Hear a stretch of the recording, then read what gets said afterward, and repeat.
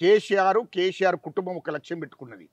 మమ్మలను ఆనాడు పేదోళ్లను నాశనం చేస్తే ఎస్సీ ఎస్టీల మీద బీసీల మీద అణిచివేతకు గురేసి 1000 ఎకరాల భూములను దోసుకున్నారు. ఆనాడు గ్రామాలలో 100 ఎకరాల భూములను ఎస్సీల దగ్గర ఎస్టీల దగ్గర బీసీల అట్లా బీనామీల పేరు మీద నిజాం కాలంలో బీనామీ పేర్ల మీద మొత్తం దొరలు అణిచివేసి తొక్కేసి ఆ భూములను కబ్జా పెడితే నక్సలైట్లు వచ్చిన తర్వాత మళ్ళీ ఊళ్ళ నుంచి భూస్వాములు అన్నట్టు అక్కడ నుండి ఊళ్ళ నుంచి తరిమేస్తే ఇక్కడికి వచ్చినాక ఆ కుట్రకుతంత్రాలు చేసిండు కేసీఆర్.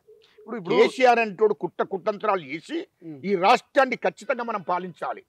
రైట్. ఎస్సీ వర్గీకరణకు సంబంధించి సో ఎట్లుండబోతున్నది, ఎటువంటి కృతజ్ఞత సభను మాలమాదిగా సామాజిక వర్గాలు తెలియజేయబోతా ఉన్నాయి? దాదాపు 10 లక్షల మందితోని రాష్ట్రంలో దళితులందరూ ఒక 10 లక్షల మందితోని భారీ బహిరంగ సభ పెట్టబోతున్నాం. దానికి రాహుల్ గాంధీ గారిని ముఖ్య అతిథిగా రాహుల్ గాంధీని పిలవబోతున్నాం. ఖర్గే కూడా వస్తున్నాడా? మల్లికార్జున్ ఖర్గే గారు, మా రాహుల్ గాంధీ గారు వస్తున్నారు. ఈ రాష్ట్ర ఇన్ఛార్జి మేడం ఆమె కూడా వస్తుంది. మా ముఖ్యమంత్రి రేవంత్ రెడ్డి గారు ఆ బహిరంగ సభకు ముఖ్య అతిథులుగా పాల్గొంటారు. ఆ 10 లక్షల మంది కృతజ్ఞత తెలియడం కోసం తెలంగాణ రాష్ట్ర దళితుల పక్షాన కృతజ్ఞత తెలియడం కోసమే భారీ బహిరంగ సభ పెట్టబోతుంది. ఈ క్రెడిట్ ఎవరికి పోతుంది గజ్జల కన్న గారి? ఎస్సీ వర్గీకరణ క్రెడిట్ మొత్తం వర్గీకరణకు దయచేసి మా రాహుల్ గాంధీ గారు దీని మీద పట్టుదలతో నుండి చేవెళ్ళి డిక్లరేషన్లో ప్రకటించాడు. ఎస్సీ వర్గీకరణ కులగణన చేస్తారని చెప్పాడు. మాట ప్రకారం మాటిచ్చి మాట నిలబెట్టుకున్నాడు మా రాహుల్ గాంధీ గారు. మా ముఖ్యమంత్రి రేవంత్ రెడ్డి గారు మాటిచ్చాడు, నిలబెట్టుకున్నాడు. ఈ రాష్ట్రంలో ఎప్పుడన్నా ఇంత నీవు 10 ఏళ్ళు పరిపాలించినావు కదా, ఇప్పుడు కులగణన గురించి ఆడు కేటీఆర్ మాట్లాడుతున్నాడు, వీడు హరీష్ రావు మాట్లాడుతాడు, ఇంకెవడు పరికిమల్ల నా కొడుకులందరూ మాట్లాడుతున్నారు. అరే భూషుడికి మీరు ఉన్నప్పుడు ఎప్పుడన్నా 10 ఏళ్ళల్లో బీసీలకు ఎస్సీలకు కావాల్సింది ఎప్పుడన్నా చేసిండ్రా? అది చెప్పండి ప్రజలు. ఇగో మేము ఇది చేసినాం. ఏం చేసిండ్రా భయ్ మీరు? ఎప్పుడు మోసాలే కదరా మీరు చేసిన, ఎన్ని మోసాలే కదరా, ఏం చేసిరో చెప్పండి. ఇప్పుడు మీరు కుటుంబ సర్వే అని చేసిండ్రు కదా. కుటుంబ సర్వే చేసినప్పుడు ఆనాడు ముఖ్యమంత్రి కేసీఆర్ కదా, ఆనాడు 10 ఏళ్ళు ముఖ్యమంత్రి కదా. మరి కుటుంబ సర్వే చేసినప్పుడు మరి బీసీలకు ఇంతమంది ఉన్నారు, ఎస్సీలకు ఇంతమంది ఉన్నారు, ఎస్టీలకు ఇంతమంది ఉన్నారు, మరి రెడ్లకు ఇంతమంది ఉన్నారు, వెలుబలకి ఈ బ్రాహ్మణులకు ఇంతమంది ఉన్నారు, ఎందుకు చెప్పలేదు? నువ్వు ఎందుకు కులగణన నువ్వు ఆ రోజు చేసినని చెప్తున్నావు కదా. నేను సర్వే చేసినాం, మొత్తం కుటుంబ సర్వేలు చేసినాం, కులగణన చేసినాం చెప్పుకుంటున్నావు కదా. మరి చెప్పుకున్నప్పుడు ఆనాడు ఎందుకు ప్రకటించలేదు అంటున్నా. బయట ఎందుకు చెప్పలేదు? ప్రభుత్వ సొమ్ముతోనే కదా నువ్వు సర్వే చేయించింది, ప్రభుత్వ డబ్బే కదా సర్వే చేయించింది. మరి ప్రభుత్వ డబ్బు ప్రజల డబ్బుతోని సర్వే చేయించడం, ఆ సర్వే చేయించినప్పుడు ప్రజలకు చెప్పవలసిన అవసరం ఉండే కదా నీకు. ఆనాడు ఎందుకు చెప్పలే? బయట ఎందుకు చెప్పలే? నిండు అసెంబ్లీలో ఎందుకు చెప్పలేకపోయినావు? అది దాపెట్టినావు అంటే ఇది మోసం కదా. తెలంగాణ ప్రజలు సర్వే చేసి మరి ఇవాళ జనాభా ఎంతో చెప్పకుండా దాపరికం చేసుకుంటూ దాన్ని దాపెట్టిన అటువంటి చరిత్ర కేసీఆర్ కుటుంబాన్ని.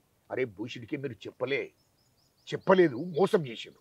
కాంగ్రెస్ వచ్చిన తర్వాత కాంగ్రెస్ పార్టీ, మా హైకమాండ్, మా రాహుల్ గాంధీ గారు, మా సోనియా గాంధీ గారు, మల్లికార్జున్ ఖార్గే గారు వీళ్ళు చెవిళ్ళ డిక్లరేషన్లు చెప్పారు. మేము కులగణన చేస్తాము, మేము బీసీలకు 42% రిజర్వేషన్ ఇవ్వబోతున్నాము చెప్పారు. అదేవిధంగా ఎస్సీ వర్గీకరణ చేస్తున్నాము చెప్పిన ప్రకారం చేశారు. మీరు ఎందుకు చేయలేదు అంటున్నా. ఇటు కులగణన ఎందుకు చేయలేదు? మరి ఆనాడు మీరు 10 ఏళ్ళు పరిపాలించారు కదా, బీసీల గురించి ప్రస్తావన ఒక్కనాడన్న తీసేరా? పోనీ బీసీలకు కులగణన చేసి మనకు వాళ్ళకు రిజర్వేషన్ 42% ఇవ్వాలని ఆలోచన మీకు ఎప్పుడన్నా వచ్చిందా? బీసీల పట్ల రాలే. వర్గీకరణ చేయాలని వచ్చిందా?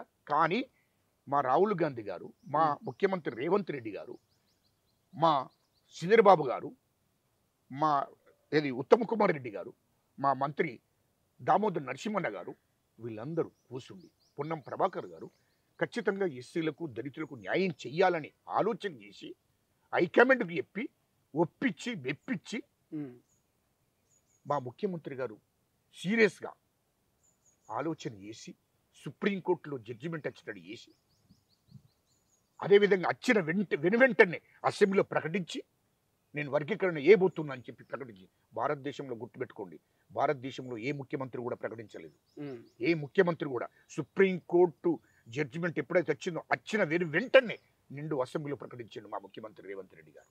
ఏమని? ఎస్సీ వర్గీకరణ చేయబోతున్నా ప్రకటించిన ప్రకారం ఎస్సీ వర్గీకరణ చేసిండు. దట్ ఈస్ ముఖ్యమంత్రి రేవంత్ రెడ్డి గారు. ఇది గుర్తుపెట్టుకోండి. రెండవది, ఉమ్, కులగణన చేశాడు. కులగణన చేసి బీసీలకు 42% రిజర్వేషన్ ఇచ్చిన ఘనత కాంగ్రెస్ ప్రభుత్వాన్ని. ఇది గుర్తుపెట్టుకోవాలి. ఎందుకంటే కాంగ్రెస్ చెప్పింది తెలంగాణ ఇస్తారన్నది ఇచ్చిందా లేదా? తెలంగాణ రాష్ట్రం ఇస్తారని చెప్పింది మా సోనియా గాంధీ తల్లి. మా తల్లి తెలంగాణ తల్లి సోనియమ్మ తెలంగాణ ఇస్తారని చెప్పింది. తెలంగాణ ఇచ్చింది. వర్గీకరణ చేస్తారన్నారు.